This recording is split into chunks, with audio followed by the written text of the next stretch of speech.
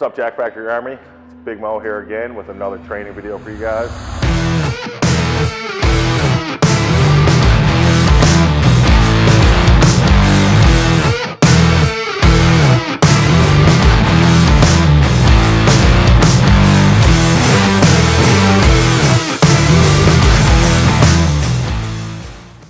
What's up, Jack Factory Army? It's Big Mo here again with another training video for you guys.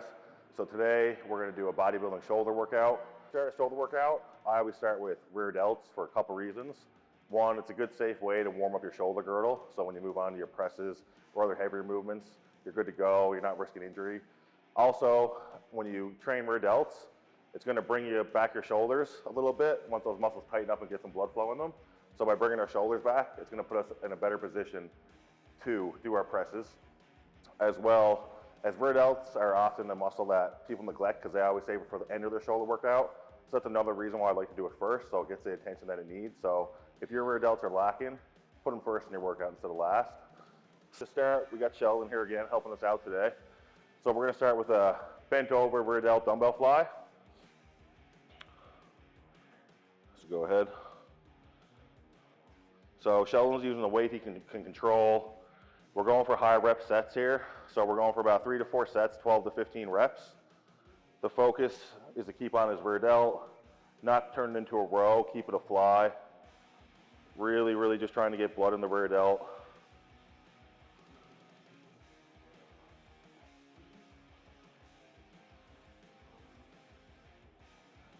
So once he gets 12 or 15 reps, that will be plenty. So that's another good point about the rear delts. From my own experience and working with other clients, training them in a high rep range really works the best. So now that we got our rear delts done, after we do 3 or 4 sets of that, we're going to move on to a shoulder press. All right, guys, so we're moving on to the dumbbell shoulder press. So this is going to be one of our main movements in this workout, just a full-on mass builder for the whole shoulder. With the dumbbells, I recommend at least doing 1 to 2 warm-up sets before you move into your working sets. Again, it's going to be our heavy compound movement. We're really going anywhere from like 6 to 10 reps on this. So a good way to do this exercise is to pyramid up in your working sets. Pick a good heavy weight that you can get about, like I said, 6 to 10, and try to do 3 sets of that weight. That's what's really going to put the meat on your shoulders. And again, we are working the whole shoulder, but the main focus of this exercise is going to be our front delt. So Sheldon's going to start with the shoulder press. So you'll notice on the eccentric portion of the lift, he's not coming too far down. He's keeping the tension on his shoulder. He's trying not to bring too much upper chest into it, as well as he's not coming up 100% of the way where he's locking his elbows out. He's coming up about 75 to 80% of the way, which is another good way to keep the tension on his shoulders and not use too much triceps. So there's the dumbbell shoulder press, guys. So next we're going to move on to a dumbbell lateral raise. All right, guys, so next we have the dumbbell lateral raise. If you're a bodybuilder, this is a very important movement for you. So this really helps us build up our side delt or medial deltoid head. It's going to give us that nice wide look. So if you're trying to go for that like nice V taper with small waist and big wide shoulders, this is an exercise that's really going to help you do that. Sheldon's going to pick up the dumbbells. Again, just a standing lateral raise. Pretty simple movement, but there's a couple key things to remember. When Sheldon does this, you're going to notice that he's really like leading with his elbows. The goal is basically to get your elbow up to shoulder height. You really don't want the dumbbells coming up too high above your elbows, or if at all, because you're going to lose tension on the side delt there. So he also does a good job of keeping his chest up and his shoulders back. So again, just another good way to keep the tension exactly where we want it. So good tempo here, not too fast, not too slow, just enough to keep the tension right on that medial delt. So that's the most important thing with this movement. So yeah, this is one, guys, you don't really need to use a super heavy weight. You got to remember the muscle that you're working here is pretty small. So if you're using 60 or 70 pound dumbbells and swinging your body around, it's not going to do the job like you want it to. So back off the weight on this one, get your rep hooked around like 10 to 12, 3 to 4 sets on this to make sure you really hit the medial delt how you want to. And there you have it. We're moving on to an upright row for our next shoulder movement. So I really like to do this movement with a wide grip when I'm doing it for shoulders, because again, we're trying to work our shoulders, not our upper back, not our traps.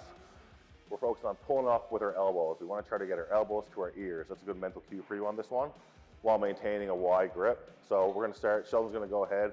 So he's standing upright, shoulders back, big chest again to keep the tension on the shoulders.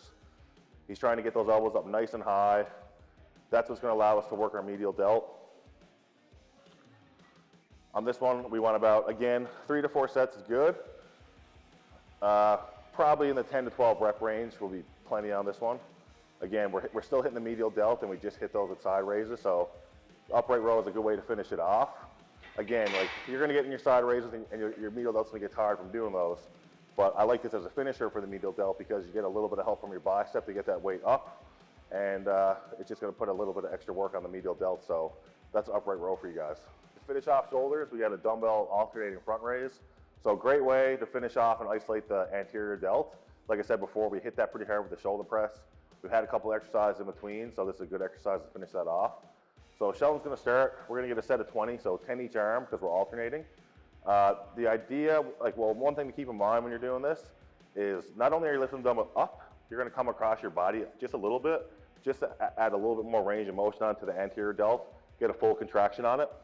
When we're coming down, we wanna come down just by our waist, but not behind our hip, because again, we want to keep the tension on our anterior delt. We don't want to move it onto our rotator cuff or any other part of our shoulder to get any help from those other muscles. So Sheldon's going to go ahead. So again, guys, this is isolation movement. We're only working one muscle of the shoulder, so it shouldn't be any crazy weight, shouldn't be any swinging of the body. You really want to keep the tension on the anterior delt with this. We're trying to raise the dumbbell up just to shoulder height or slightly above. And again, crossing over the body a little bit just to get that full contraction on the anterior delt.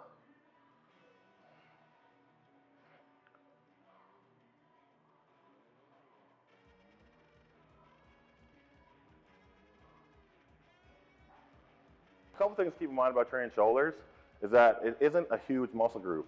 So you shouldn't be in the gym all day training shoulders. It should really only take you about 45 minutes or to an hour max, depending on how heavy you're going with your presses and things like that. You want to keep the intensity up on your shoulder workouts. Rest time shouldn't be too long. Like I said, they're smaller muscle groups, so even in between your sets, they don't take as long to recover as, say, your quads or your back muscles. So just keep in mind that's a good way to make sure you're getting a good shoulder workout and a good way to get them to grow.